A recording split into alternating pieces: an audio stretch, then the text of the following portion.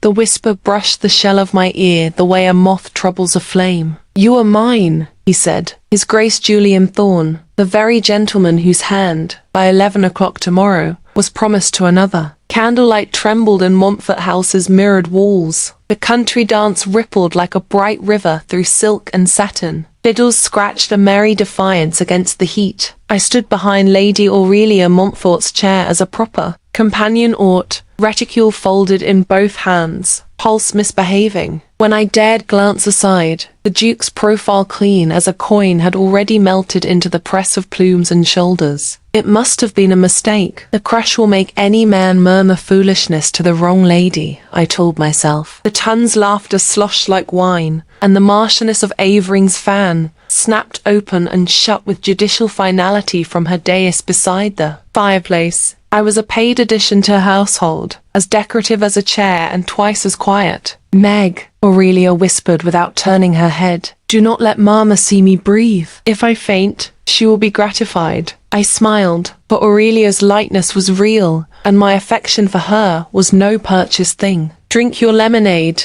I murmured. Across the floor, the Duke executed a bow of such elegant economy that even White's most skeptical window would have approved. When the set released him, he approached not to our dais, thank heaven, but to the card-room door. Yet he passed near enough that the faintest wash of bergamot and clean linen trailed after him, and once more my skin prickled with that unruly sentence. Mine? I reminded my mind that he was promised, that my name, Margaret Vale, was painted in small letters on the signboard of fate as nobody at all. "His Grace dances well," Aurelia said, with a girl's open admiration, and a woman's dread tucked beneath it. The special license lay folded among ribbons in her mother's morning room. The settlements had been haggled over until smiles cracked on both sides. After the fire at Thornahaven 3 winters ago, and a decade of ill-kept tenants, House Thorne needed Montfort gold the way a drowning man needs air. The waltz was announced. A ripple of approval, a rustle of fans only. The properly sponsored must take that scandalous German turn. The Marchioness raised her chin, satisfied when the Duke saw Aurelia at once. They turned, a star within a galaxy of silk. He did not look at me, and then during the promenade that followed, the crowd surged. The line of dancers bent like a reed, and his path cut past the foot of Aurelia's chair. My fan slipped from my fingers. "So awkward, Meg." I bent. The shoes of half of London flowed past my face. A gloved hand reached down before mine and took up the painted wood. "Miss Vale," he said so low no one could hear. At 2 o'clock, he returned the fan and something soft as a petal settled beneath my glove. I did not exhale until he had vanished into the crush once more. I dared to lift one edge of kid leather and saw white, a square of folded paper, no larger than a kiss. I ought to have thrust it into the nearest candle. Instead, I tucked it into my reticule and heard, as if the fire itself had found a voice, "How the ondit flourishes tonight." Mrs. Arbuthnot stood at my shoulder, a pinched smile pasted beneath a nose keen as a pen nib. "The companion watches very closely," she observed, eyes bright as a magpie's. Then she drifted on, collecting whispers for tomorrow's column. 2 o'clock. What 2? 2 after midnight, when the last carriage rattled away and the musicians at last surrendered. Or 2 in the afternoon, bold as a challenge. My hands were steady as I poured Aurelia more lemonade. Only my heart confessed anything. When the waltz died, the Marchioness's fan snapped shut. "Miss Vale," she said, not unkindly, merely in the fashion of a woman accustomed to obedience, "do take my daughter to the retiring room, and see she remembers how to smile." "Yes, my lady." I curtsied, reticule clutched, paper burning within. Aurelia's smile returned. The musicians mounted a lively reel, and as midnight crept towards morning, I held to rules like a sailor to rigging. At last, we were bundled into the Evering barouche. The night smelled of rain over stone, of horses, of lavender, thrown over scandal to disguise it. Back at Montfort House, I undressed Aurelia, pinned her hair, kissed her brow. "You will be very fine tomorrow," I said. She fell asleep with a child's trust. I left the candle guttering and drew my pelisse about me. Mews door, 3 steps, the wet whisper of the street. My slippers would not thank me, nor would London, if it chose to notice. but desire is no friend to prudence, and fear of being forever a shadow beside other ladies' lives drove my feet. Grosvenor Square was a black lake of trees and shuttered windows. Thorn House rose on its north side, severe and watchful. The bell pull was a vein of cold iron in my palm. As I reached for it, a carriage rolled past at a distance and halted. Someone within lowered the glass. I could not see a face, only the gleam of a ring, a signet bright as a cat's eye in the dark. I pulled the bell. The door began to open. A butler's lamp made a small sphere of dawnless light in which I hovered like a moth. "Miss Vale?" he said, not in surprise, merely in the tired neutrality of a man who had seen all London's follies brought to the step at odd hours. "Mr. Baines," he offered, as if we were being presented at Almack's. "This way." We crossed a hall paved in black and white stone that reflected us as chessmen. The library door admitted the scent of beeswax, tobacco leaf long since abandoned, and leather binding warmed by yesterday's sun. Firelight slept low in the grate, 2 logs no more than coals. A clock ticked with implacable discretion. He was already there, turned half away, one hand on the mantel, the other toyed with a cufflink gold, a hawk's head for Thorn. He turned, and every defence I had rehearsed deserted me like servants at Michaelmas. "You came," he said softly, as if it astonished him more than it did me. "Against my better sense," I replied, and the admission tasted like cinnamon and shame. His mouth curved. "Sense is a poor physician for certain complaints. Desire is an excellent apothecary for ruin," I said, and his smile faded. We stood too near. The clock shivered towards 2. Beyond the glass, Grosvenor Square held its breath. "I should not have spoken to you as I did in the ballroom," he said at last. "But I am Meg. I am a man whose life has been arranged upon the rule of duty, and tonight the geometry of it failed me." "Your Grace," I began, neat as a copybook, "you are to be wed tomorrow by special license. Your bride is sweet. Her mother—" I bit the rest off before the word formidable. "My house will not stand a winter without that settlement," he said. "Thornhaven has been bled of rent since the fire. The trustees breathe on my neck. And Lionel," he broke off, jaw tightening. "Your cousin," I said. "He has a wager in White's book that I will not reach the altar," Julian said, and the word wager skittered down my spine like a spider. "He owes half the club. He owes the Marchioness's factors. If the wedding fails, he wins enough to steady himself. If I falter, if I jilt Meg, he profits on my dishonour." A figure of speech, a figure in a set. How often had I watched gentlemen turn about one another with elaborate courtesy, while steel winked beneath civility. "And if you do not falter?" I asked. "Then I am bound to a wife I do not." His breath caught, and he stared at the grate as if it could instruct him. "A wife I should respect. I mean to respect her, and I mean to serve her," I said. And yet my hand found the back of a chair, for I felt hollowed and light, like a lantern. He glanced up. "Why did you come?" Because his voice had found mine in that ridiculous crush. Because I had lived invisible, and tonight someone had said mine. Because I have eyes, I managed. Because I have seen papers in Montfort House ledgers in the morning room. Shipping manifests that do not tally with what the Marchioness says is pledged. There are figures that appear twice, and others not at all. I swallowed. Because I think your cousin's debts cross the Montfort accounts like bad threads. He listened without interrupting, which is rarer than diamonds in a gentleman. When I finished, he set his knuckles to his mouth and laughed once, short and voiceless. "I had thought I came to beg your forgiveness for that whisper," he said. "Instead, you bring me a rope to climb." "Or to hang by," I said, "if I am wrong." "You are not wrong," he answered with a certainty that shook me. A coal collapsed in the grate. A shower of sparks fled and died. He took a step, and then another, until the sheen of his hair picked up the fire, and our shadows braided on the carpet. "I do not know how to be honourable and want you,"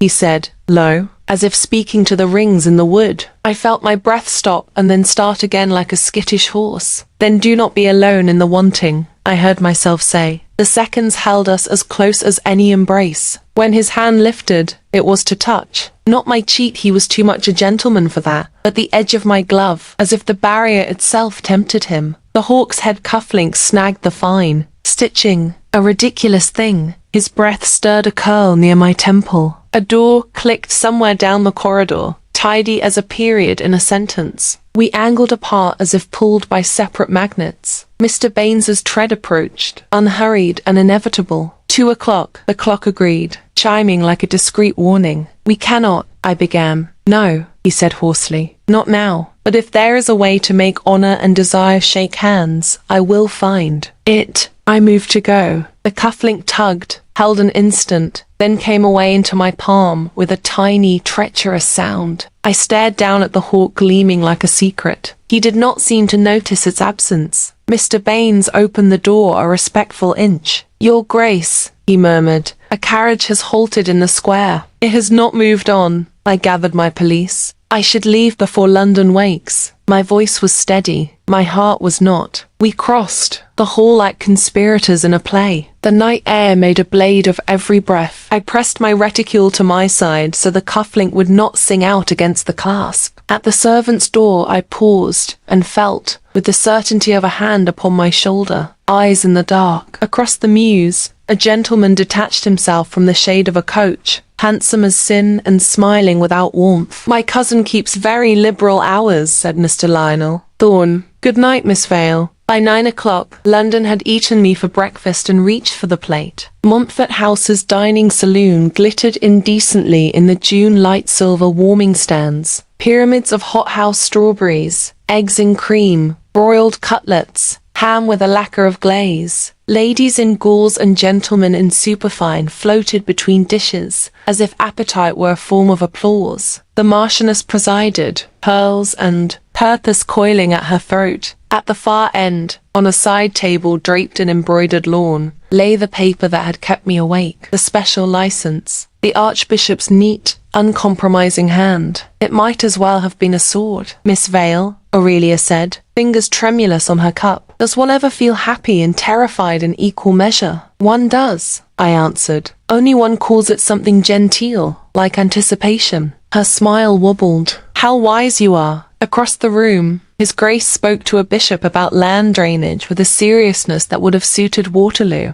He did not look for me. It was better so. My treacherous heart returned to its proper harness. Mr. Lionel Thorne stood near the French doors, the morning showing him pitilessly handsome. He lifted his glass of orgeat to me, as if toasting the hour I had been foolish enough to keep. I turned my face to the window, to Hyde Park's green promise. Ladies and gentlemen, the Marchioness intoned, rattling the silver of attention. Montfort and Thorne are honoured, deeply honoured, to be joined tomorrow at noon at St. George's, Hanover Square, by special licence. Polite delight fluttered. My daughter will receive callers this afternoon for felicitations. Then, by the kindness of a patroness, we shall attend Almack's this evening. At this, a murmur. Almack's. Stamps reputations with a genteel iron. I could not breathe for a moment. An Almack's voucher in play meant that every step I took would be on polished stone, with a dozen patroness eyes upon it. It also meant chance. A crush room, a retiring room, reticules laid aside. Miss Vale, the Marchioness said softly when the room dispersed. A word. I followed her into the morning room cooler than the saloon, the long windows veiled in muslin, a writing table laid out with an ivory-handled knife, wafers, a blotter, and the Montfort ledger books, thick as family Bibles. The scent of sealing wax and lemon oil sharpened my pulse. She did not sit. You were out late. I kept my breath steady. I sat with Lady Aurelia until she slept. Her fan unfurled once idly. My footman reports the mews door was unlatched at 1:30. I met her gaze. Then you should have the latch repaired, my lady. I beat her amusement, cool and slight, acknowledged the insolence and forgave it because I was useful. You have a sharp tongue for one in cap and apron. Keep it for your prayers. There is much to be done. A flick of fingers dismissed me, but she had left me there, alone with the ledgers and the knife. I dared not delay over long. Servants move invisibly only while moving. I slid my finger under the topmost book, Montfort Shipping, 1816-17. Columns of figures paraded with the smug order of soldiers. Here and there, a blot. I ran my eye, as my father had taught me, carry the tens, distrust the round sums. Twice the sum from L. Thorne, acceptance. Appeared once under January, once under March, and yet the January total had not altered to admit it. Another entry referenced averring factors Thornahaven timber anticipated, though I knew from Aurelia's chatter that no timber had yet been shipped. My stomach tightened. Footsteps. I shut the book on my breath, took up the knife like a paperweight, and turned in one motion to the window. The maid who came in with flowers bobbed and retreated, leaving me alone again. 3 heartbeats. 4. A shadow fell across the muslin. "Meg," murmured a voice beyond the window, Lady Honoria Dale's light contralto. "If you have sense, you will take a turn with me in the square." I slipped out by the side door, my cap straight, my heart a loose bird. Lady Honoria, in dove grey and a chip bonnet, did not look at me as we walked. "You were paying court to a ledger," she said. "How I envy it." "I fear I saw enough to be dangerous," I answered. "Good." She held out a small pencil blacklead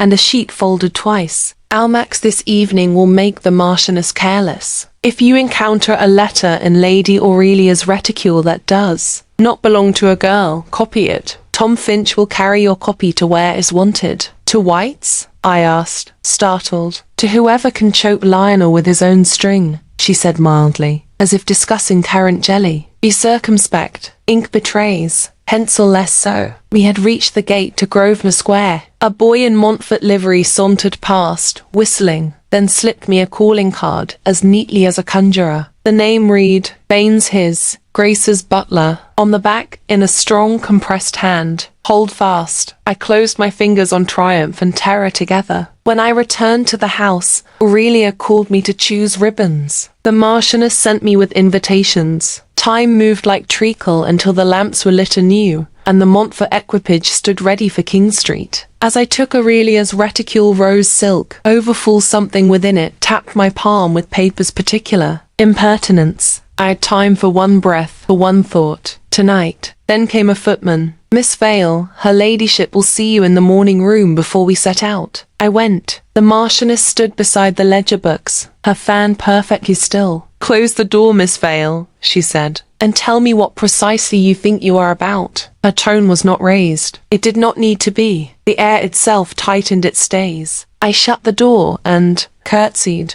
"About my duties, my lady." "Which are?" Her eyes were a shade paler than Aurelia's, as if virtue had washed the blue out. "To attend Lady Aurelia, to relieve you of trifles, to keep her from anxiety." "From anxiety," a ghost of a smile. "Then you will keep her reticule. She loses things. You will keep your place. You are prone to wandering, and you will keep your silence, which, if your expression is any sign, grows burdensome." She lifted her fan, studied its sticks as if they might prophesy. "Do not mistake proximity for importance, Miss Vale. The world has a way of returning companions to their shelf." "I have no wish to leave it, my lady," I lied smoothly. She let the silence lengthen until obedience felt like a new corset. "Very good. See that you are in the front parlour in 10 minutes. Our vouchers will not wait. Almax vouchers, cream, engraved, dear as." Benedictions lay ready when we descended. I tucked the pencil Lady Honoria had given me into my glove and kept Aurelia's reticule looped over my wrist. The carriage wheels murmured their catechism on the stones. Not too late, not too late. In King Street, a queue of equipages extended like a silk ribbon. Powdered footmen strode. A patroness's coach, plum dark and sleek, commanded the curb. At the door, candles turned ladies to alabaster and gentlemen to medals. Inside, the assembly rooms smelt of beeswax, orange peel, and weak lemonade, the perfume of respectability. We were only just admitted before the doors were closed, with the fatal click that shuts out the tardy and the notorious. A quadrille began. Bread and butter and little cakes glowed on a sideboard like harmless temptations. The patronesses watched from their chairs like benevolent angels with exacting memories. "Meg," Aurelia whispered, "if I drop my dance card, you must not scold me as you did last time." "I shall weep discreetly into my cap," I said, and she squeezed my hand. Brave girl. Julian bowed to her with careful warmth. He did not look at me. Lionel did, lingeringly, and then made some remark to Mrs. Arbuthnot that sent the pen in her mind scratching merrily. I swallowed dread and moved as a good shadow does around the edges, catching the necessary. and abjuring the rest. Opportunity arrived scandalously in a retiring room the size of a chapel. Ladies primped before mirrors. Maids smoothed hems and imparted battlefield intelligence. Aurelia, flushed and smiling, set her reticule down to adjust a spray of artificial orange blossom in her hair. The Marchioness's maid attended her. My hands, empty for once, trembled. I eased the reticule's mouth open with 2 fingers. It contained handkerchief edged in fine tambour, a vinaigrette, a flagon of lavender, a sachet of lozenges, and a letter folded in a way no girl folds a billet. Heavy paper, masculine hand, a wafer seal pressed with a ship and anchor. Avering's factor. The room rustled. Laughter chimed. I slid the letter out beneath the handkerchief, my body between it and the mirrors. My glove squeaked faintly treacher, but the hum drowned it. I unfolded just enough to see the crest, then pressed Lady Honoria's paper over it, the black lid moving in quick, small strokes. Copy the bones, dates, sums, names. January 4th acceptance. Mr. L. Thorne, £1,250. Renewal. March 29th acceptance. Mr. L. Thorne, £1,250. Duplicate. Shipment pledged against Thornehaven timber unfelled. The pencil bit, stuttered, obeyed. A blot of sweat rolled down my spine. I reversed, refolded, slid the letter home and smoothed the handkerchief over it as if tucking a child. When Aurelia turned, I held up the vinaigrette with a little flourish. For your courage. For my nerves, she said, laughing. She did not know she had carried a fuse so close to her heart. Back in the assembly, I let the tide of dancers carry me along the wall until I collided, by happy artifice, with Lady Honoria. I pressed the copy to her palm, our gloves a veil. She did not look down. Tom Finch waits in the vestibule, she murmured, admiring the plasterwork. He will carry it to where it may do mischief. Good Tom stood indeed among the footmen, no more to be remarked than a newel post. He took the folded sheet with an expression as wooden, a nod imperceptible as a heartbeat. Then he was gone into King Street's darkness. The paper had left my hand. Relief and terror made a strange cordial. The night breathed on. The Duke asked for the waltz. Aurelia blushed and assented. The patroness inclined her head, granting the license of the turn. I drank lemonade that tasted of duty and stared at my reflection in a darkened window until it blurred. When I looked again, Lionel's face had replaced mine. You play at being a piece of furniture very prettily, he said, mouth amused, eyes not. Some furniture, however, has drawers. One wonders what they hold. Handkerchiefs, Mr. Thorne. And good sense. Keep both, he advised. You will find you need them. He drifted away as if he had never meant harm by breathing. When the last country dance set subsided, and the patronesses laid their fans upon their laps with the relief of women who have shepherded a flock across a narrow bridge, we retrieved our wraps. I was fastening Aurelia's pelisse when a footman bowed. Miss Vale, he said, her ladyship begs your immediate attendance in the front parlour. She requests you bring Lady Aurelia's reticule. A chill like river water stole up my arms. I could not feel the pencil anymore in my glove. That was both comfort and terror. I lifted the reticule, suddenly heavy as a fate, and followed the footman down a corridor, which seemed longer than any corridor had a right to be. The parlour door opened. The Marchioness stood alone, the lamplight crisp on her cheekbones, a square of paper in her hand, the original. Sit, Miss Vale, she said, in a voice soft enough to bruise, and begin by telling me how you came to believe yourself equal to theft. The Marchioness let the silence work me like a screw. The original letter lay half-folded between her fingers. The wax seal ship and anchor glinted like a threat. I have not stolen anything, my lady, I said at last. I have only sought to keep what belongs to your daughter her peace. Your peace comes second to hers, she replied, as mild as milk, and hers comes second to mine. Let us understand one another, Miss Vale. She tapped the wafer against her palm. You will attend Lady Aurelia in the park tomorrow. You will be very seen sitting exactly where I put you. You will neither faint, chatter, nor mislay anything, and you will not so much as glance at his grace. If you obey me, I shall pretend you only erred from zeal. If you fail me, I shall make you wish you had never learned to read. I obey, I said, because courage without employment is merely vanity. Good. Return the reticule to my daughter. I returned it to Aurelia's suite, oblivious keeping, and slept like a stone, thrown into a well swiftly, silently, to the bottom.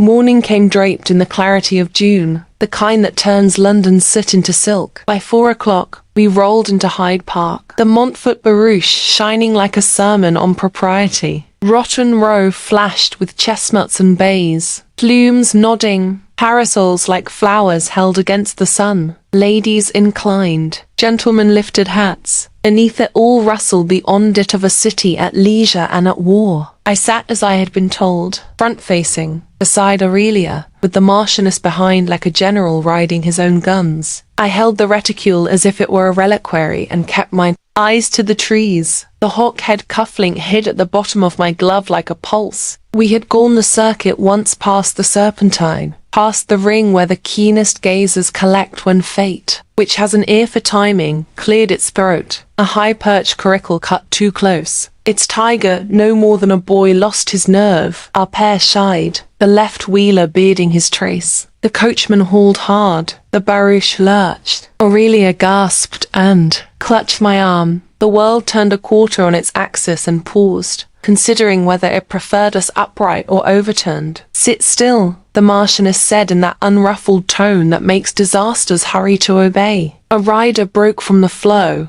a dark bay taking the bit in his teeth, a man low over the withers. He came like a decision. In one fluid motion he was at the leader's head, his gloved hand on the cheekpiece, voice low and absolute. "Easy, boy, steady now." The trembling eased. The wheels settled with a little sigh. The coachman found his line again. Julian stepped back and looked up, not to the Marchioness, to me. We were not 2 feet apart, merely a lifetime. Dust glittered in the sun between us, sacred as incense. If I had fallen, he would have caught me. If I had reached for him, he would have taken my hand. Neither thing happened. Instead, he touched his hat with a grave tenderness I felt in my ribs and said, "Lady Aurelia, ma'am." Proper to the bone. Aurelia, brave as ever, laughed a little. "How very dashing, your grace. You have saved us from ignominy and broken parasols." "I hope only to have saved your horses from poor instruction," he said, and the coachman, being human, blushed. "There is a rut at the turn, ma'am," he added to the Marchioness. "You would do well to avoid it." "We shall, your grace," the Marchioness returned. Every syllable weighed. She moved her fan 1 inch. "Drive on." We drove. We did not overturn. We did not speak, but the park spoke for us. I felt eyes like pins stick through my gown.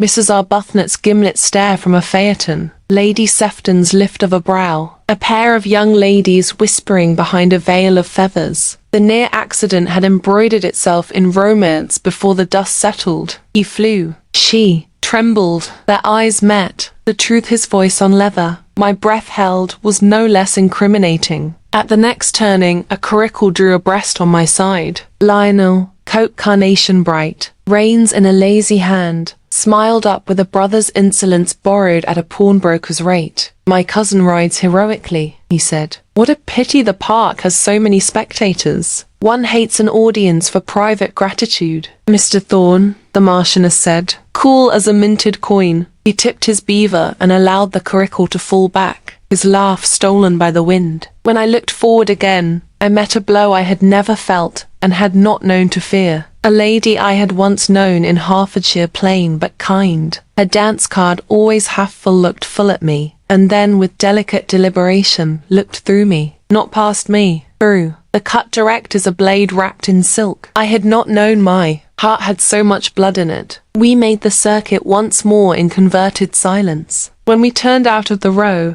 Mrs. Arbuthnot lifted a tiny notebook and wrote 3 neat words with a pencil point that might have been dipped in my future. "Drive home," said the Marchioness. "There is more to be done." I sat very still, because one cannot bleed if one does not move. St. James's Street smelled of coffee and new hats and the comely arrogance of men who believe the world to be a mirror angled for their ease. Lady Honoria and I walked there under the pretext of ribbons. One always needs ribbons, and paused exactly not looking at the famous bow window of White's. Gentlemen perched above us like falcons on a ledge, every one of them a weather vane for fortune. "We are not permitted in," Lady Honoria murmured. "But news is an obliging species. It flies out of windows." As if orchestrated, Tom Finch appeared at our elbows carrying a hat box that patently held no hat. His face was bland as custard. "My lady," he said to Honoria, and then to me without moving his lips, "It has entered." "What is?" I kept my gaze on a milliner's display of plum-colored satin. "White's book," Tom breathed, as if reciting a grace. "Mr. Lionel Thorne lays 50 to 150 that the Duke of Thornahaven will not be married by noon 2 days hence. He took 3 takers and seeks more. He has set the terms by special license and names the church as," his eyes flicked to mine, "St. George's, Hanover Square." Heat ran through me and left my hands cold. "And if he wins?" "He collects enough to quiet Avering's factor and half his other creditors." Tom's voice did not change, but his jaw did. "If he loses, he owes sums he cannot pay. He wagers on the wedding's failure, because he must." "Lady." Honoria's gloved fingers adjusted the fall of my sleeve, as if to cover a stain. "Which means he will act to ensure it fails." From the window above, masculine laughter spilled and vanished. Lionel himself stepped out a moment later. Not from White's, he is not a member, but from a friend's curricle that had waited like a wasp. He lifted 2 fingers in casual acknowledgement, not to us, for we were air, but to the universe that had just been invited. "To play at hazard." "Tom," Honoria said, "how came you by the entry?" "A runner from the kitchen is friend to a groom who holds the door for a man who keeps the book." He almost smiled. "Ink leaves a scent." "Does it indeed?" Lady Honoria said. "Meg, look." She turned me gently by the arm, the better to observe a printer's boy darting down the street, a bundle of morning posts under his arm, calling headlines. Not ours. Not yet. But the tremor. Before a fever has a rhythm, I could feel it. We repaired to Hatchard's so that we might happen to sit near Lady Phoebe Thorne in the circulating library without appearing to sit near her. She is not handsome as her brother is handsome, but her eyes are so much alive, one forgives the tyranny of fashion. "Miss Vale," she said, apparently to a shelf of sermons, "there are whispers about last night's park mishap. Julian is unconcerned for himself, but he—" Her voice turned into a rustle as a patron approached. "When the danger passed," she resumed coolly, "he asked that you be given this." A slim octavo slid between books and into my hand. It was The Mirror of Graces by a lady of distinction, a tract on comportment. Inside, on a flyleaf, a different hand had written, "To be read only by candlelight at Vauxhall, J." My heart beat against the paper. Vauxhall Gardens, lanterns like trapped, moons, music and masks, arbors where words might be pulled like fruit. I looked up, found Phoebe's gaze, and saw that she knew precisely the heat her brother's scrawl would kindle. "Go with someone unassailable," she murmured. "Honoria will do, and keep to crowded paths. Vauxhall is a garden of delight and thieves." Lady Honoria, who could chaperone a wolf through a sheepfold and make the flock believe it proper, folded her fan. "I have a mind for gooseberry fool and fireworks. 10 o'clock. Her ladyship forbade me," I said, "because honesty is a habit one must feed or it dies. She told me to be seen and never to be seen looking." "Then we shall call it being seen eating gooseberry fool," Honoria said. "And you shall not look except at the page of a book, which, if I mistake not, contains more than sermons." It did. Beneath the printed rules for suitable postures and the hazard of the waltz, Julian's cramped, precise annotations threaded like contraband. "I have a path. I have perhaps a way. Bring what you know of Avering. Do not come alone." Between 2 leaves, a token lay, a tiny glazed card stamped with a Chinese pavilion and the number 12. We left Hatchards and Stages, as if good breeding required it. In St. James's Street again, I permitted myself one glance up at the bow window, a silhouette with a carnation in his buttonhole tipped his head and blew a smoke ring that drifted like an omen.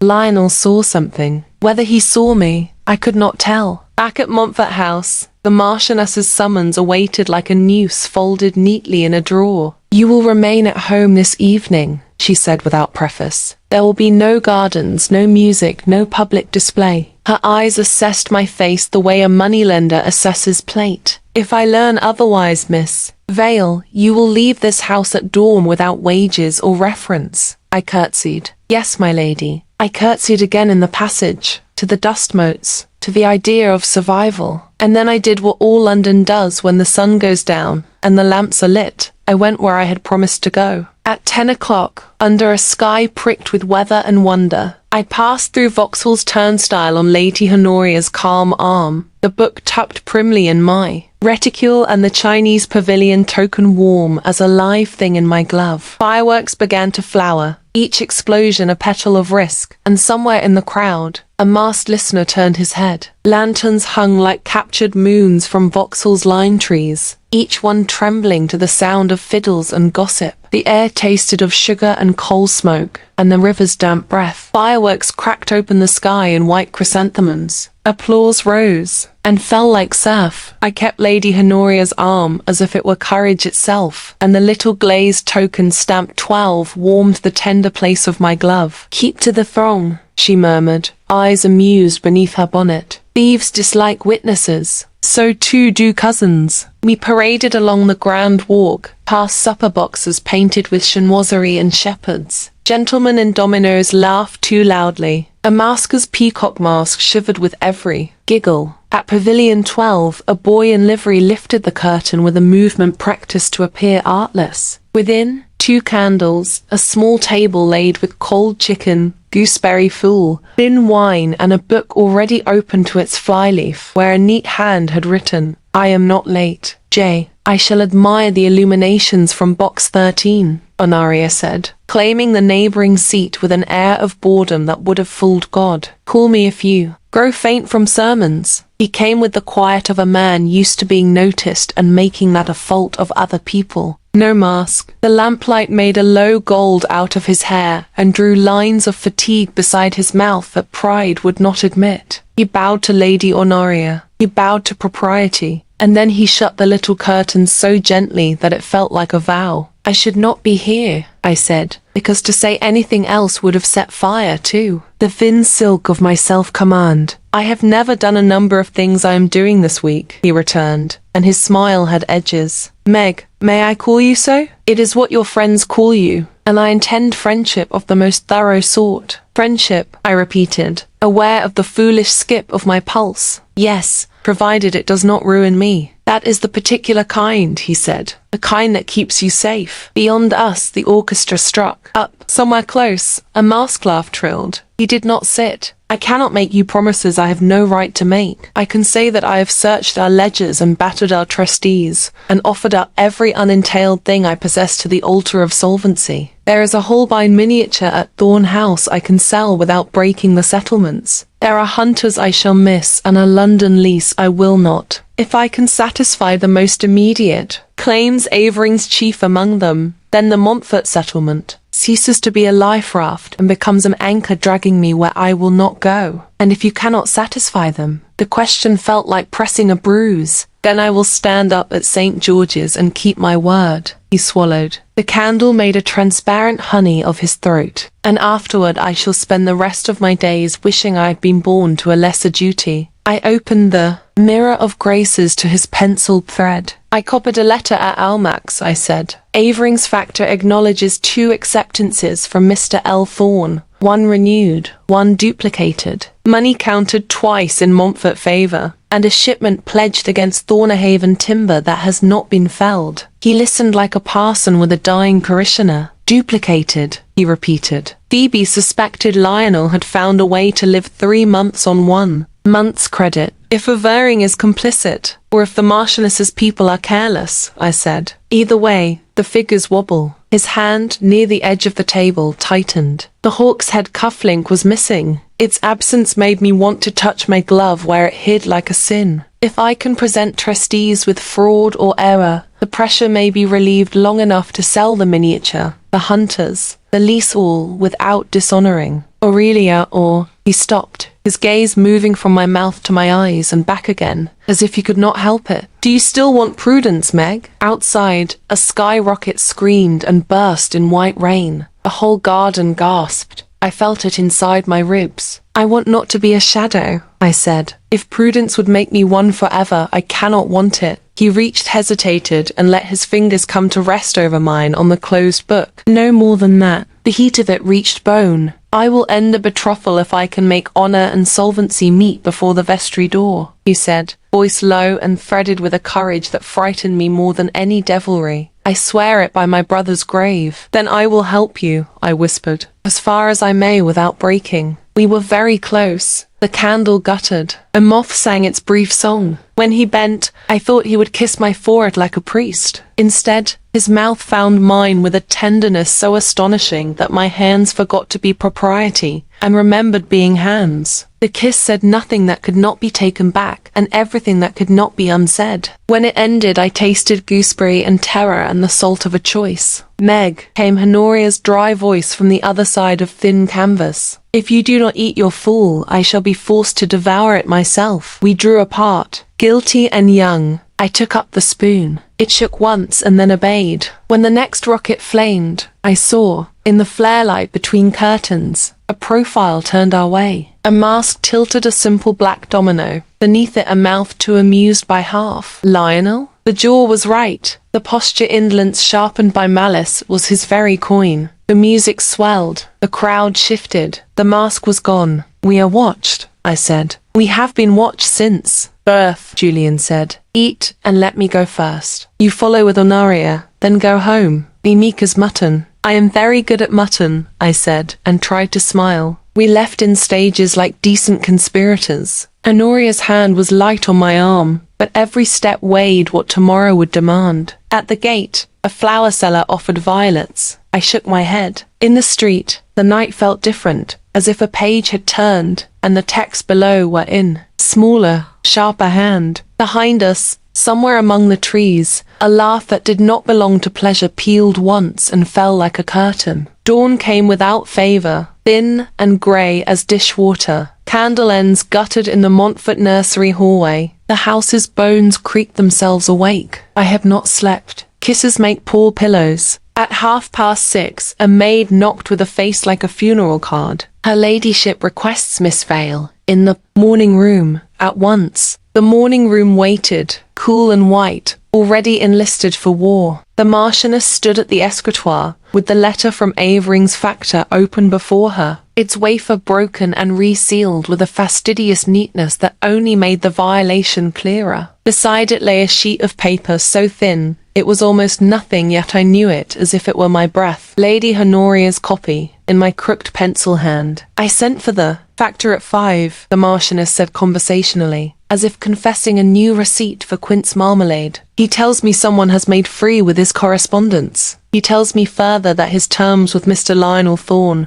are none of my daughter's affair. Her eyes did not blink. You have been industrious, Miss Vale. It is my industriousness that keeps your daughter's ribbons sorted, I said lightly, because lightness can sometimes make a blow glance off. As for letters, you know already that you are impertinent, she supplied. That you fancy yourself a guardian angel to houses that would never ask you to cross their threshold, if not hired by the month. That you think a gentleman's smile confers safety, as a vicar's license confers sanctuary. She lifted the thin sheet between two fingers. Graphite leaves a telltale shine. Your glove does not entirely hide it. Do you know what else shines if one is careful? Ruin. I stood very still. If there is duplication in the accounts, if there is, it will be handled by men who understand the cost of a name. She set the copy down as one sets down an insect that is not worth killing. You went to Vauxhall last night against my instruction. You left this house by the mews door after 11. You have made yourself a person of interest. I will not have it. I went with Lady Honoria Dale, I said. You may quarrel with her if you like. I am sure she will afford you the opportunity. What I will do, Miss Vale, is send you to your aunt, without wages and without reference. You will quit this house within the hour. You will not speak to my daughter before you go.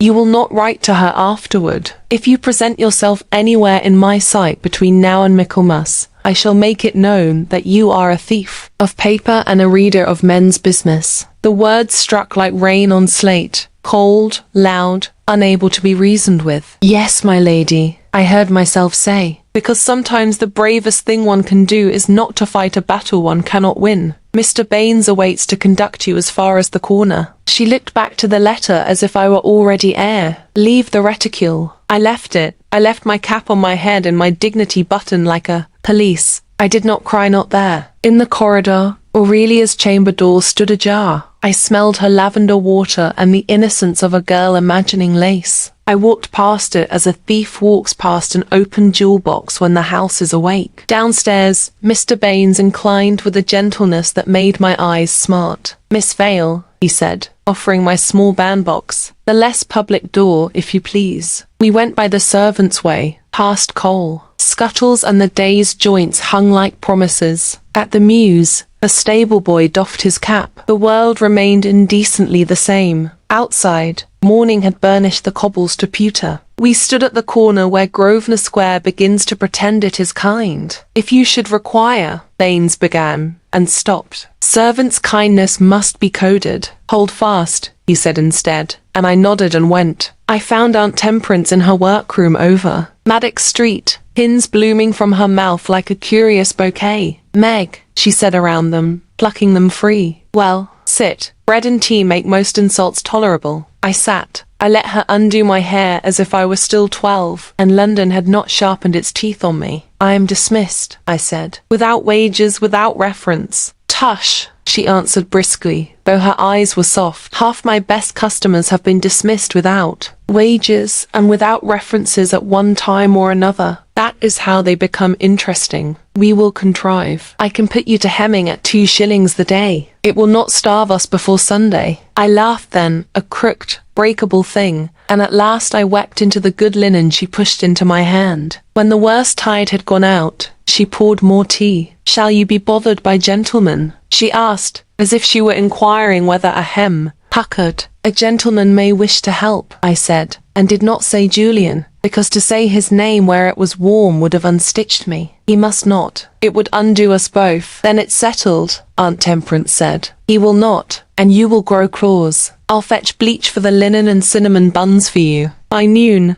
London was fully awake, and so was its appetite for stories. The Morning Post lay on the counter downstairs, folded to show a small ondit with a stinging tail. A certain household's companion shows a too companionable attention where attention is least wanted. Tomorrow's sacred hour will quiet all tongues or sharpen them beyond recalling. No names, no mercy. I felt my cheeks flame, though no one in the little shop looked at me. Tom Finch appeared as the clock struck 1, breathless, hat in hand. "Miss Vale begging pardon. Mrs. Vale, may I?" He looked at my aunt. She waved him into the back without ceremony. "What is it?" I asked. The forefear could invent variations. He set a small, shabby trunk on the trestle table. Its leather was scuffed, its brass corners dim. "From Lady Phoebe," he said. "Smuggled from Thorn House under old cushion covers. Estate papers, surveys, leases, notes from an old steward. She says to say, 'Here is your rope. Climb or pull.'" Aunt Temperance raised both brows to her hairline. "We are to become smugglers now, are we? Well, the stairs will not carry gossip." Tom's relief was short. He flinched at a noise from the street. Boots on the stair, too many, too heavy for customers seeking ribbons. A shadow slid under the door like spilled ink. "Did anyone follow you?" I whispered. Tom's mouth compressed. "Mr. Lionel Thorne's groom asked me the way to Maddox Street 5 minutes ago." The boots halted outside our door. The latch turned.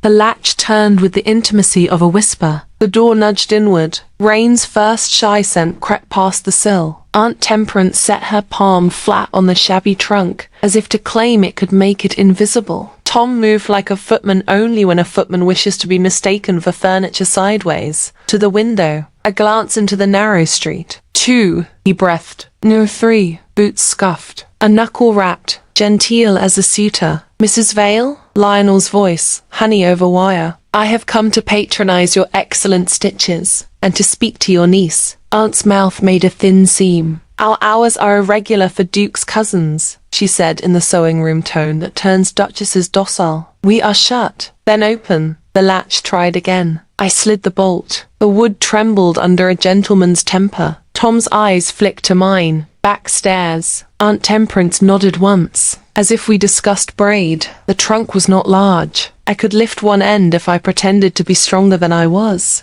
Tom took the other. Aunt swept open the workroom press. Gowns and chemises fell in soft barricade. We slid the trunk behind, shut the door on Thornhaven, and went out the rear, through the yard where rain began to lay dust, and into a lane that smelled of vinegar and cats. Hanover Square, Tom said. Mr. Baines. Not by Bond Street, Aunt replied, already leading, where the gentry drive. We cut through an alley so narrow my police brushed brick on both sides, and came out among costas calling cherries. Cherries in the rain. The city's spine flexed. The first drops freckled my cheeks. Tom and I carried the trunk between us in time to the street cries cherries. Ribbons, the day's small red salvations. Behind, a shout men shouldering through a crowd that believed itself more important than any chase. Faster, I said, though my arms burned. We ducked into a passage beneath the tailor's rooms, came out on Conduit Street, ran along a gutter that already ran itself. Hanover Square hove up, grey and square and watchful. St. George's Tower looked like a finger raised to advise caution. We were one corner away from refuge when the world slid on a patch of water and courage. My shoe found it. The trunk's corner bucked. The lid sprang with a crack like a shot. Papers flew like startled birds' vellum, foolscap, a map folded into astonishment. I dropped to my knees in the rain, hands frantic. Tom threw his body at the tide and gathered pages to his breast. Aunt, who had no business racing in June with 2 pins in her mouth, flung her shawl over the worst of it like a fisherman's net. The map lay in the gutter, ink in danger of turning to rumour. I snatched it. Rain had already softened its edges. The surveyor's fine script blurred the corners but held. Thornhaven North Cliffs, St. Brannock's Cove, white earth, china clay, and a seaman's note, kaolin content high, suitable for porcelain. Samples to Plymouth potteries. Seam continues inland. Drainage required. The margin bore a steward's hand. Experiment. Lease to potters. Royalties possible. White earth, not Montfort gold, but a wealth that asks only spades and patience. My breath came as if I had run farther than London. This, I said, and didn't know if I meant hope or paper or both. Allow me, said Lionel pleasantly from nowhere and everywhere. He stood under a borrowed umbrella, immaculate, amused. 2 men in plain coats formed the polite flanks of a threat. He did not look at the mud on my knees. His gaze went past me to the map with the attention of a collector. What a diverting treasure hunt we are having. Tom's chin lifted. The trunk was shut again, just but lighter for the papers already in our arms. Aunt Temperance stepped exactly half a pace in front of me, pins glinting like small swords at her lips. Lionel smiled beyond her. Cousin Julian's sister ought not to send delicate things into the rain, he observed. One sees what one loves ruined. Allow me to dry them at my lodgings. No, I said, and the syllables seemed to come from farther down in me than ordinary refusal. These are Thornhaven's. They are Julian's, he corrected softly, and therefore mine, if he bungles what he always bungles. A hack rolled past, splashing. St. George's bells tolled the half-hour with maddening respectability. Down the square, Mr. Baines's sober figure appeared at Thornhouse's corner, like an answer to a prayer with decent shoes. Lionel saw him too. His smile thinned. How industrious the servants of righteousness are. Run, Aunt said without moving her lips. We scattered like starlings. Tom took the trunk and went left. Aunt swept right with a quantity of papers that made her look like an escaped sheaf from a stationer's. I shot straight, the map pressed to my ribs. For Baines and Sanctuary. Lionel's men split as neatly as bowlers. I did not look back. Rain came on with a heart for labour. Petticoats wrapped my ankles. A carriage wheel hissed past my shoulder in a sibilant, intimate warning. Baines raised his hand as if to bless me into safety. A hand none of his seized my wrist. I whirled. Lionel's face was inches from mine, rain flattening a lock to his forehead so that he looked briefly, treacherously, human. Stubborn, he said. It will cost you dearer than the dress. He did not take the map yet. He took from his breast, instead a sheet of thick paper,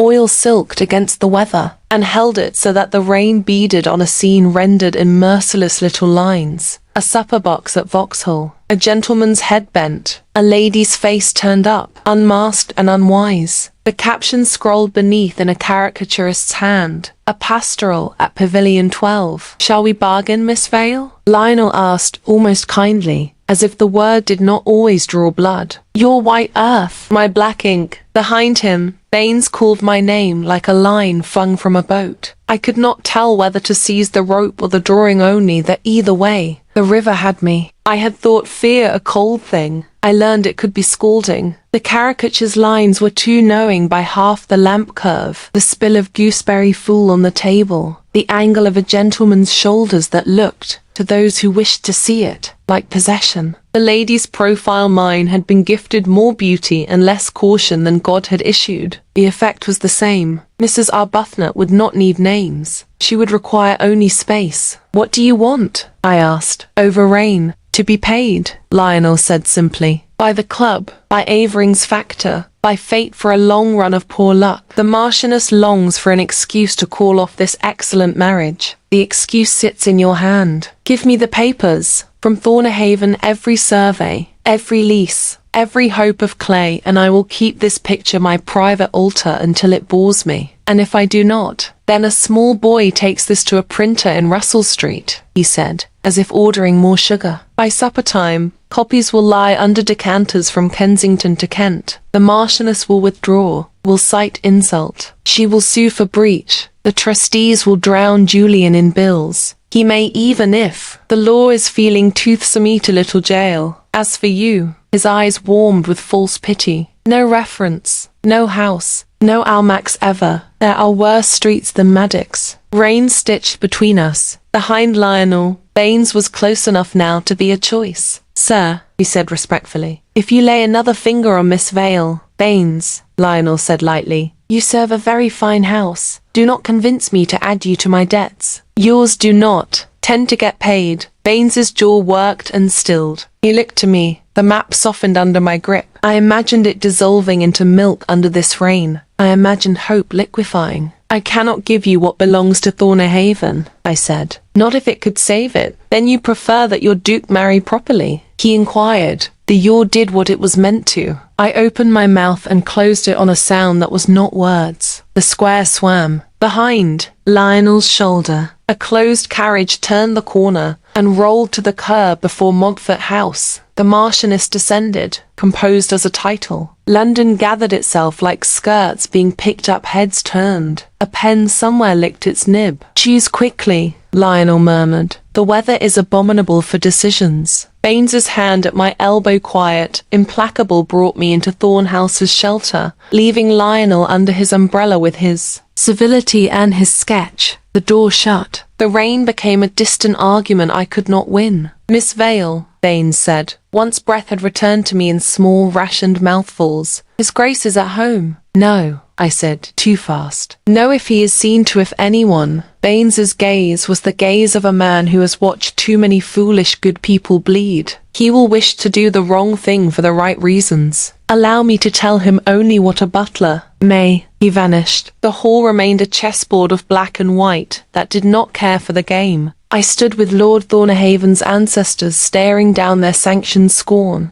until a door opened and he came out of the library. Hair damp, face set. He stopped 2 paces away, as if 2 paces might be enough to save me. Are you harmed? Only in my economy, I said. Lionel wants the papers from Thornahaven. He has the word would not set to my tongue. A picture from Vauxhall. His eyes darkened. Of course he does. He buys other men's debts. Why not their souls? He was silent so long the hall clock coughed. When he spoke, his voice had acquired the careful distance of a man addressing the House of Lords. Meg, listen to me. This must end. I know, I said, slipping my hand inside my wet glove to feel the hawk's head cufflinks bite. It ends at noon tomorrow, one way or the other. Earlier, he said. The words struck like a plate being dropped. Earlier? The Marchioness called just now on my sister. In my presence she regretted that gossip had made a circus of a sacred matter. She proposed, ever generous, that the wedding be brought forward by special license to. His mouth moved. He made it sound like Latin. 11 o'clock. Today? The room tilted. I steadied myself on a table too polished to hold me. Tomorrow, he corrected, and a breath of mercy moved. Then, she is even now calling on St. George's to post a notice at the vestry, by special license, His Grace the Duke of Thornahaven to wed Lady Aurelia Montfort. He tried to smile. Grief ruined the attempt. White's book, naturally, carries what Lionel wrote, 2 days hence, and will be wrong. He always cheats on time. So we have 1 day, I said, and the day felt as tight as a ribbon drawn cruelly, with Lionel's sketch in hand. He looked at my wet hem, at the tremor I could not still, at the future like a locked door. When he raised his head, his decision had been made, and I wanted to unsay whatever God had whispered to him. Meg, we must be seen publicly, unambiguously not to know one another. It will not silence Mrs. Arbuthnot, but it may give the Marchioness no instrument to play upon. Hurt me to save me. I sighed, too level to be brave. To save you, he said simply. I will call at your aunt's shop in an hour with Mrs. Arbuthnot in train, and ask for pins. You will not come down. If we meet again at any time today in any place, church, park, shop, I will look through you. His throat moved. Forgive me the blade. Yes, I said, and felt the cut before it came. He bowed as if at a court presentation, and walked past me into the rain, and toward the day that would hang us all out to dry. Baines looked at me with a compassion one cannot purchase. Miss Vale, Lady Phoebe asks that you keep the papers here for now. Lionel will not press the door while I stand behind it. He will find a window, I said. Then we shall latch those also. He nodded at the staircase. The small parlour at the back is unwatched. You may order tea. I ordered nothing. I laid the Thornahaven survey out before the quiet fire as if it were an invalid. White earth gleamed even through ink. Caelan, the word whispered like a miracle that speaks fluent account book. If the trustees would only listen. If we had 1 week. If the rain would hold off ruin. At 4, a boy hammered at my aunt's bell with a message. Miss Vale is requested at Montfort House to return certain borrowed items belonging to Lady Aurelia. I went because good girls go when they are sent for, and because evil prefers company. In the Montfort front hall, Mrs. Arbuthnot stood with her notebook closed like a book of hours. Julian came in on some pretext with Phoebe. The Marchioness's fan opened with a snap that felt like a trap closing. Our eyes met for the smallest part of a second. He looked past me, through me, as a gentleman looks through a servant who has forgotten her cap. The cut direct raised a welt I could not show. I stood, precisely where instructed, my hands folded, my soul a small ink dot shrinking on a page. Mrs. Arbuthnot's quill poised as if scenting truth. Lionel lounged in an adjacent chair and hummed a dance tune under his breath. Return the shawl to my daughter, the Marchioness said sweetly. And remember, Miss Vale, you will not attend the ceremony tomorrow. I have no wish to intrude, I said, and each word wore a chain. Excellent, she returned, rewardless. I walked home all the way in the rain, like a penitent. In Aunt Temperance's upper room, the trunk waited, the map waited, despair waited with its patient lap. On the table lay a small parcel tied with string. I untied it with fingers that felt borrowed. Inside lay a sketch Lionel's, now neatly printed, the caption in tidy copperplate, a pastoral at Pavilion 12, and below that, a note in Lionel's hand. Say the word, and I burn them. All, or say nothing, and watch what silence costs. Tomorrow's hour stood under the church's clock like a headsman's blade. What would I say at St. George's? And who would listen? The bells of St. George's spoke a hard truth. 11 would come whether I could breathe or not. Rain had washed the air into a bright, unforgiving clarity. Umbrellas flowered like sober roses along Hanover Square. The ondit clustered at the churchyard gate with faces that believed themselves devout. Aunt Temperance's hand tightened on my arm. You may yet turn back, she said. Nothing good was born of a crowd.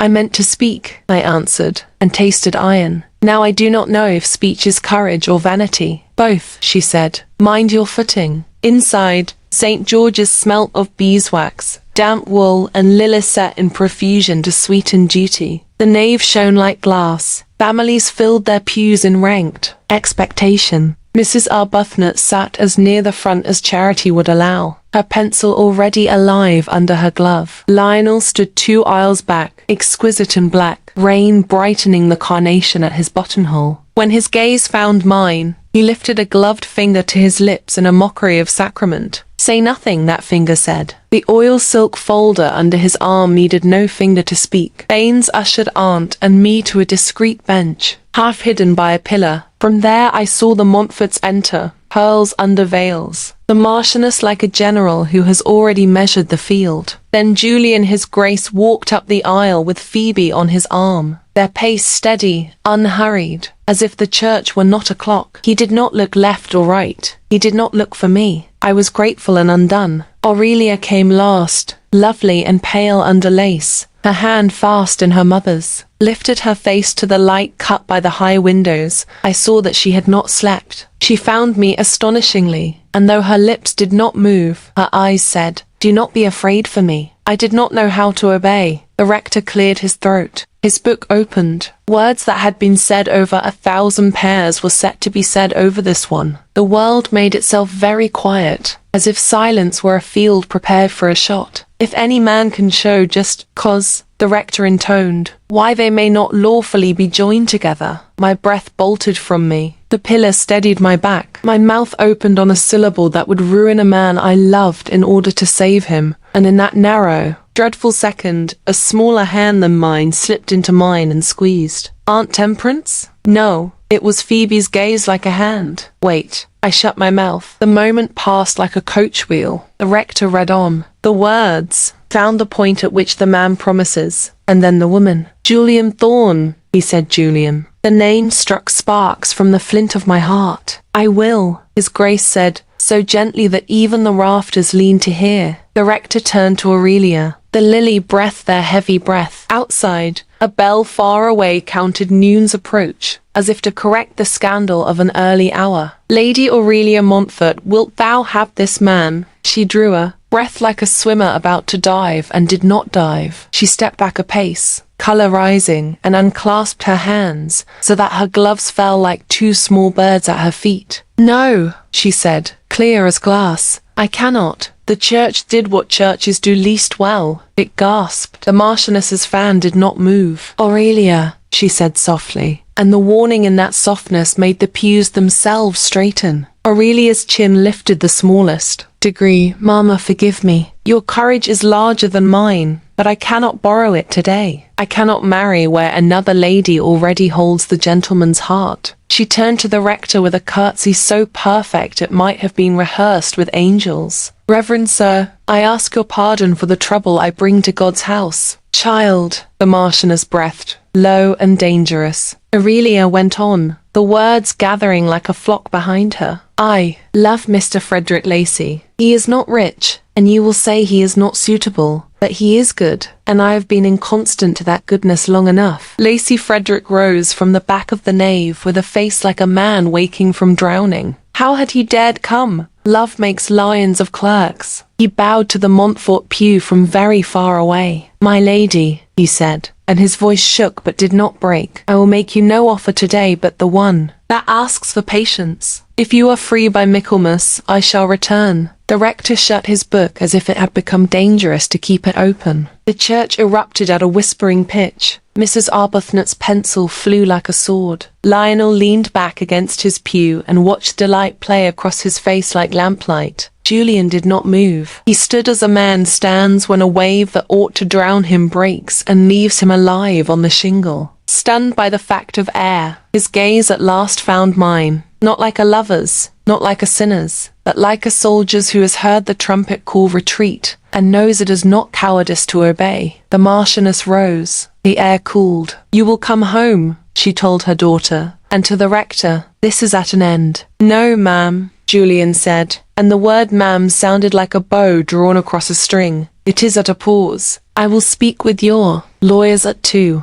I will speak with my trustees at 3. No gentleman will suffer your daughter to be diminished today. Nor will I. Aurelia's eyes filled and steadied. Thank you, she whispered, as if she had borrowed courage from his voice at last. Noon struck, late, implacable, as if the clock itself had waited to judge. Outside, the onlookers surged. Inside, vows lay unspoken like weapons on a table. The Marchioness turned her face toward me, as a ship turns a cannon. Miss Vale, she said without raising her voice, and yet the syllables reached me through stone and people and fear. You have meddled to the point of art. Enjoy your ruin. She swept down the aisle with her daughter, dignity for armor, malice for spur. Mrs. Arbuthnot opened her book of hours and made it a book of war. Lionel's gloved hand lifted in careless farewell, as if to a play well staged. Julian reached the end of the pew and stopped as if the floor had ended. Meg, he said, not aloud, not with his mouth, only with the unguarded look of a man who has placed his life on a narrow bridge and means to cross it. A hand touched his sleeve. Phoebe's. Come, she said quietly. Trustees. He went. I stood, a pin on which the city might hang anything, and understood that whatever we had saved, we had purchased with money we had not yet counted. At the porch, Lionel paused in the jaundiced light and looked back. He tapped the oil silk package against his palm and smiled. Noon, he mouthed, and vanished into the square. Trustees make their own weather. By 3, the sky over Grosvenor Square had turned the colour of paper that has been folded and unfolded by too many hands. Thornhouse's library had become a court without wigs. Mr. Swithin Radley, the senior trustee, all calm extraction. Mr. Parmenter the solicitor, 2 junior men who smelt of ink and conscience. Phoebe with her pen ready. Lady Honoria with her fan shut like a switch. And me at the edge of the carpet, no one and listening. Julian stood before the mantel. He had the look of a gentleman who has not eaten and has forgotten to care. You have heard, he said simply. Lady Aurelia, with courage I could not muster, has spared us a marriage built on arithmetic and despair. I owe her respect and the settlement's return. Mr. Radley steepled his fingers. You also owe your tenants a roof. The fire at Thornhaven, the repairs deferred. Your accounts are a chronicle of storms. The Montfort settlement would have been a harbour. Harbours silt up, Phoebe said crisply. We have found a channel. Her eyes flicked to me. My heart cayenned itself. I placed the survey of St. Brannock's Cove on the table. Radley unfolded it, with a care that did not yet include belief. China clay, he read. Kaolin seams. A steward's note from 1798, Honoria added, sliding the old memorandum into the light. And a seaman's hand. Samples to Plymouth potteries. No one pursued it. Rents were fat then. They are not fat now. Radley's mouth, designed to say,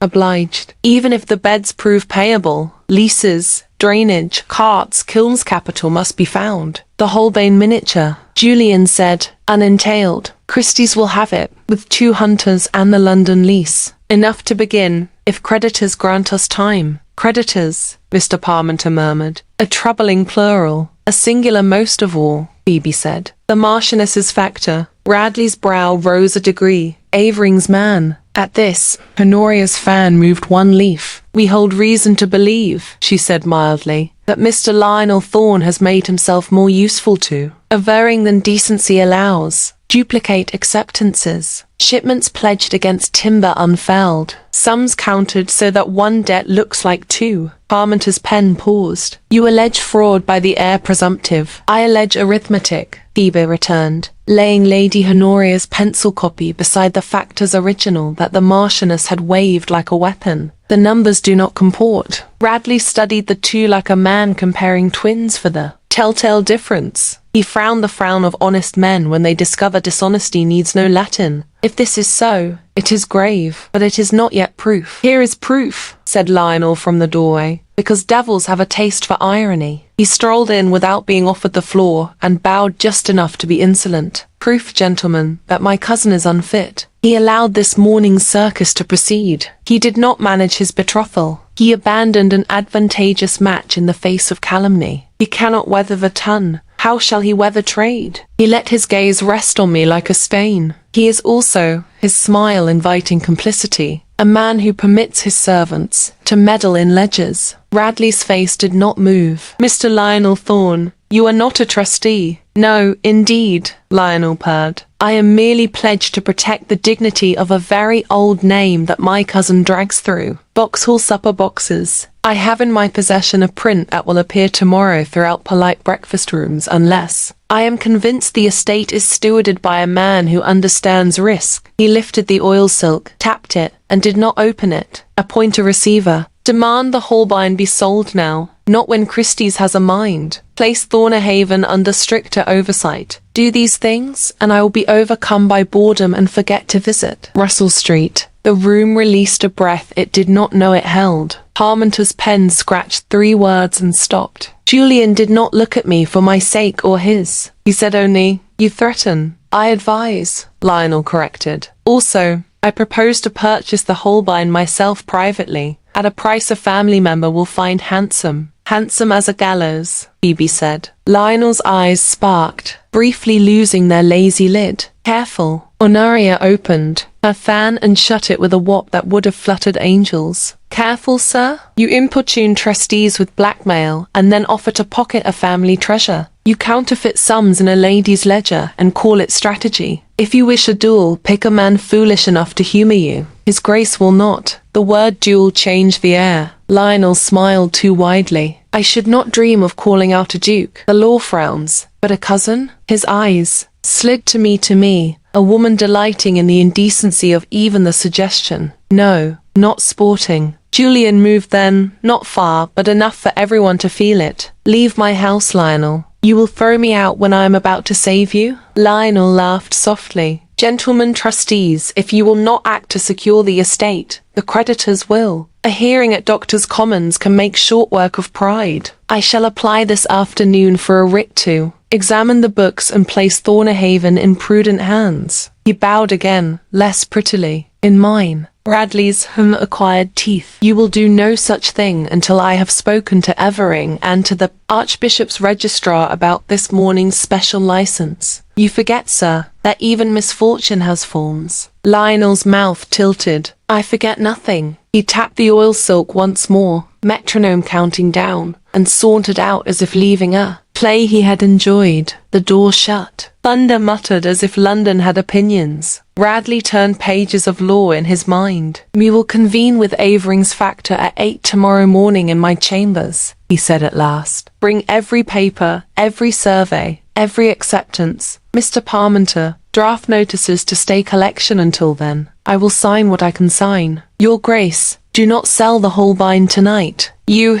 his glance fell to me, "will write nothing and go nowhere that offers a quill to a gossip." "Yes, sir," I said, abashed that my breath could be counted ink. When the men had gone to sharpen law with law, the room felt suddenly private and dangerous. Julian looked at me and looked away, a man still honoring his blade. The hurt of it went through me without snagging now. There was too much else to bleed for. "Meg," Phoebe said, low, coming to catch my hands. "He did not look at you. To save you, do not punish him for the kindness." "I do not," I said. "I only wish courage were less dear." A footman appeared with a card on a tray. "Mr. Frederick Lacey." Honoria took it up, smiled. "The brave clerk grows braver. He asks leave to pay his respects to the Duke of Thornahaven and the Lady Phoebe for the part they played in preserving a lady's liberty." "Admit him," Phoebe said, brightening. "We must at least have some good men in the room to dilute the perfume of bad ones." Lacey entered with rain on his hat and ardor on his sleeve. "Your Grace," he began, "I am in your debt for not pressing a frightened girl to a vow. If I can be of any service papers carried, men warned." "Warn Lionel's caricaturist," Honoria murmured. Lacey flushed. "I have a cousin at the printer's," he said. "If a certain plate arrives under oil silk, I may cause it to be mislaid for a night." Hope, thin and clever, sidled in. "Do it," Phoebe urged. "One night may give us room to breathe." The house shifted a sound not of thunder this time, but of haste in the hall. Baines appeared, unflappable Baines, with his composure a hairline cracked. "Your Grace," he said, "Mr. Lionel Thorne has sent men to Thornahaven. A note from the steward arrived by express. Your cousin's agent has hired a sloop at Brixham and ordered quantities of timber cut at St. Brenock's." "Timber unfelled," I whispered. "At dusk," Baines finished. Phoebe's hand found mine in the same motion that Julian took his hat. "He means to destroy the survey's proof," Honoria said flatly. "To load a ship with your future and send it off in weather." Julian's jaw set. His eyes found me once, quickly, breaking his vow by the breadth of a breath. "Thornahaven," he said. "Now." The room tilted toward the sea. London slid away. Like a stage set. We had until dawn, perhaps, before Lionel made absence into ownership. I grabbed the map. "I am coming." "No," Julian began, already moving. "Yes," I said, already following. The storm over Devon gathered itself in my bones. Wind lifted the sea like torn silk as our chaise rattled the last mile to Thornahaven. By dawn the hedgerows crouched and the cliffs wore a dirty crown of spume. Gulls reeled like scraps of paper. We changed, horses in a village of slate and salt, and the steward Mr. Prowse, stout with anxiety, met us with his hat in both hands. "St. Brenox, your grace," he panted. "Men at the cove since midnight. A little sloop from Brixham. They load in the teeth of weather and laugh at prayers. Mr. Lionel's agent gives orders with a London mouth." "Lead on," Julian said, and there was nothing of London in him then. He was made of cliff and oath. Lady Honoria kept pace, her skirts pinned for battle. I gathered my pelisse and ran. The path cut the gorse like a scar. I could feel the cliff through my soles. When we crested the headland, the cove yawned below sickle-shaped, pebbled. A black sloop shouldering the swell like a rat on a trough. Men hauled at lines. Crates thumped. A lantern bobbed insolently against the afternoon the storm had stolen. On the shingle stood Lionel, coat turned up, hat lashed, with ribbon, at home in other men's peril. "Cousin," he called up, cheerful as a church bell. "How pleasant to be met by family at the very edge of things." "Put down what you mean to steal," Julian answered, and the wind carried it without raising his voice. "Steal?" Lionel laughed. "Heavens no. I export Thornahaven timber, pledged by acceptance, shipped to Avering's factor. Why, it will look very well in a ledger. Do be careful of the path. It has a mind to tilt." I looked where he wished us to look, and then where he did not. The crates bore a hurried scrawl, Thornahaven timber, and beneath, a weight marked absurdly wrong. Timber does not go to sea in boxes as if it were pastry. A rope tautened, the sloop's bow slewed. One of the men swore in a Devon voice. Another London flat, stuffed a paper into his waistcoat as the first drops hissed into rain. "Meg," Honoria murmured without, moving her mouth down the sheep track, "you and I are smaller trouble than two gentlemen. Find a magistrate or a harbour master, any man with a badge or an ego." We went crabwise, clinging to roots and prayer. Skirts slicked to our knees. Pebbles slithered, my glove scraped stone. The hawk's head cufflink bit my palm as if urging speed. At the turn a gust shoved. I bowed to it and did not fall. Honoria's hand steadied me, fierce and dry. We reached, the shingle wet through and very bold. "Who goes there?" barked London Westcott. "Lady Honoria Dale," Honoria said, showing him the aristocracy as if it were a pistol. "And this is Miss Vale. We require your manifest, sir, for Thornahaven's timber." "Got no paper for women," he sneered, too quick. "So you do have paper," I said lightly. "Then fetch your conscience and we shall weigh both." He put a hand to his waistcoat, checked it as if I had, warned him of something, cursed, and signalled to the nearest man. The manor local, eyes honest as rain, hesitated. "Master said load quick," he muttered. "Storm will shut the cove from the Turno tide." On the cliff above, Julian and Lionel were nearer now, figures cut out of the weather. Julian's voice came hard and clear. "Leave off, Lionel. The trustees will see your sums. The factor will answer for his. There is still a way to write this, without drowning it." "Always the sermon," Lionel said. "But you, cousin, love a stage. Allow me to draw the curtain." He reached for me, not for my arm, which I could have forgiven for its cowardice, but for the map I had tucked into my pelisse. He moved fast and sure, a fencer's lunge. I twisted, the paper slid. The wind caught the edge and tried to make a gull of it. I clutched and felt the cliff under my heel give a little, as if the world had decided on a smaller shape for itself. Julian moved before thought down the last yards of path and a spray of pebbles. Hand out, voice that wordless sound men give when they will not let go. He caught my forearm. A shock of heat went through wind and wet. The map crinkled between us. Below, a wave leapt like a dog and snapped at my shoe. Above, Lionel swore, stumbled, and his boot went out from under him. He skidded to the lip, arms flung, a puppet with its strings cut. "Take my hand," Julian said to his cousin, to his enemy, to blood. Lionel took it. It cost him a slice of pride clean as a razor, and he bled it without a sound. Julian hauled. Honoria and I braced. The cliff surrendered Lionel with a sulky jerk. He lay panting, eyes shocked and young, rain on his mouth like a christening. "You save men even when they prefer drowning," he said hoarsely. "I saved Thornahaven," Julian returned. Stand up. Honoria's voice carried like a bell. Mr. Peake, she cried to the harbour master who had appeared, whistled up by Prowse's boy, and the promise of jurisdiction. These crates violate sense and likely statute. Seize the vessel, seal the hold, inspect the manifest, summon the magistrate. Peake, weathered as a net and twice as canny, did not need the laity to make him willing. He signalled, men with honest arms set to the sloops. Master protested in a language Peake did not speak. London. The waistcoated agent had lost colour. I saw the paper in his waistcoat again when he moved to the boat, saw him fumble, saw rain-polished fingers lose their cunning. It came free as a fish and slid to the stones. I had it before sense told me not to run. Avering's seal, Lionel's hand. Duplicate acceptances neat as counterfeit coins. A note in a crabbed clerk's script. Shipment to satisfy March 29th acceptance. Timber, boxes filled with scrap. Appearance sufficient. Appearance, Honoria said, reading over my shoulder, is the cheapest commodity London sells. Peake pocketed the manifest, a lawful theft. You'll come afore Squire Trevilian, you will, he told the agent. And you, to Lionel, put a foot on my wharf and I'll have it in a bucket. Lionel laughed once, softly. The sound was small and something in it broke. Very well, he said. I lose. For now. Take your clay and your honour. They will cost you dearer than you think. He looked at me then, not unkind and not kindly, and I saw the boy he had been, a boy who had wanted more of everything,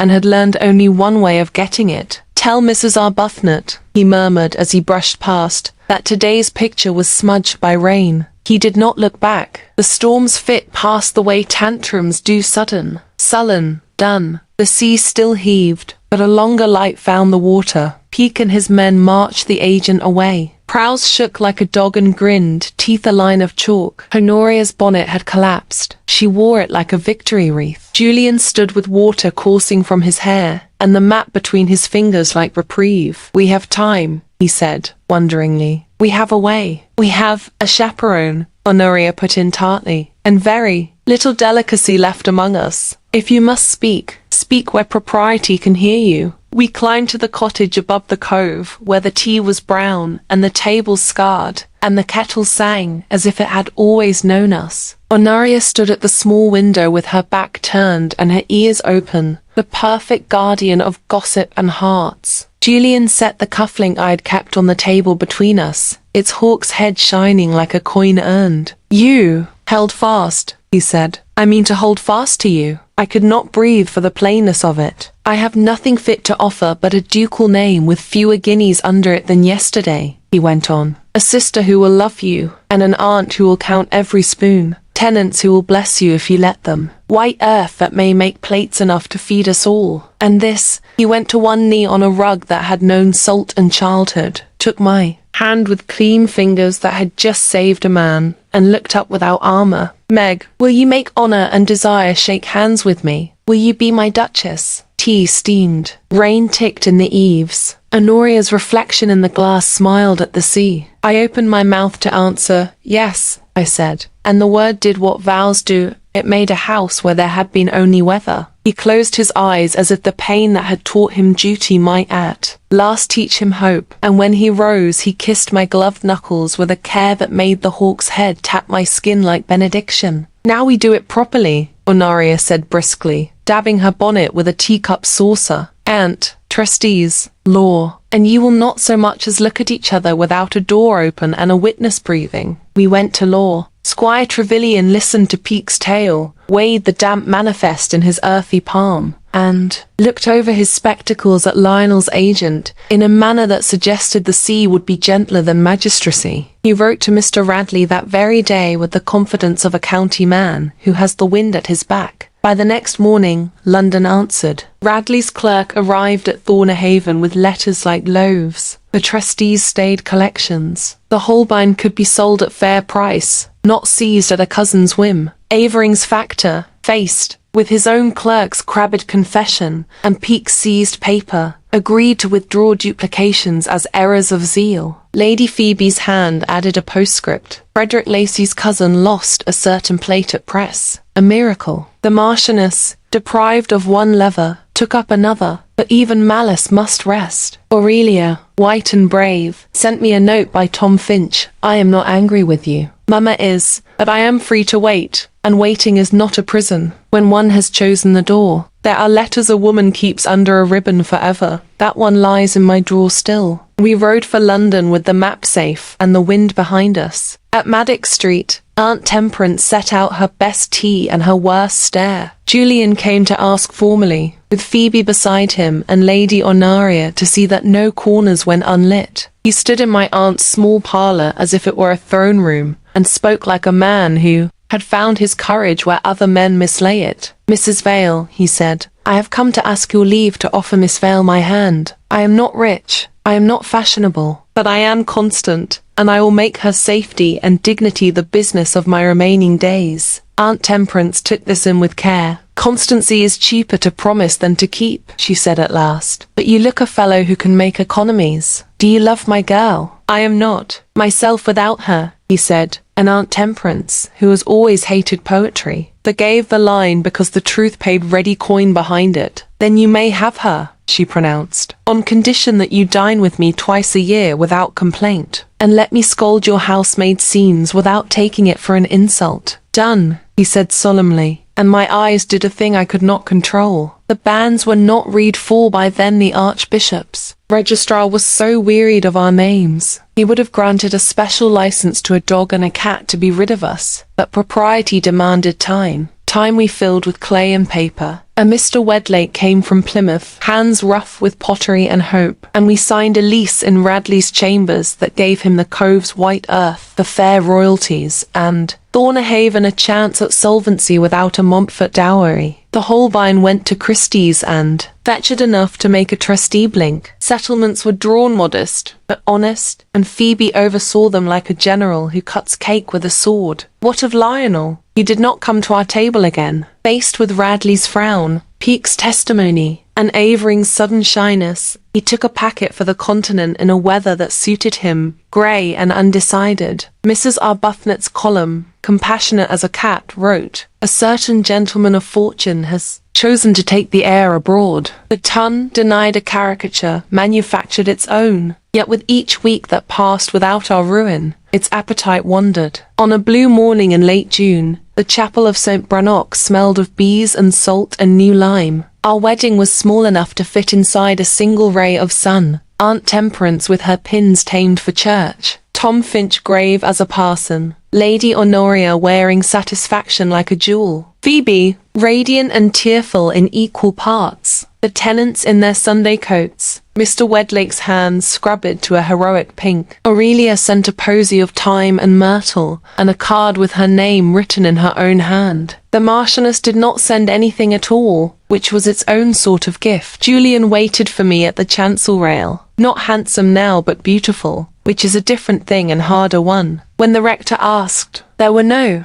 hesitations. He would. The ring slid home where the cufflink had pressed its promise before. His fingers trembled when they closed around mine, as men's do only when they are safe enough to feel. Afterward the hall at Thornahaven held a country dance to a fiddler, with more enthusiasm than precision. We danced the first turn as husband and wife, our sleeves brushing, my slippers learning the hall's boards. Outside, the kill shed already smoked like a quiet future. Inside, laughter scratched its name on the rafters. I looked up to find the gallery where portraits stare, and was glad to see the old dukes had been sent away for cleaning. We began our life without their supervision. When the candles burned low, and the sea had folded its anger into sleep, he found me at the window that looked towards St. Brannock's Cove. The wind turned the lace at my wrist into a secret. He bent, not to my ear this time but to my mouth, and whispered the sentence that had started the whole impossible week. "You are mine," he said. I smiled into it, into him, into the life we had bought with courage and clay. "And you are mine," I answered, which is the only way such sentences should end, and also the only way they should begin.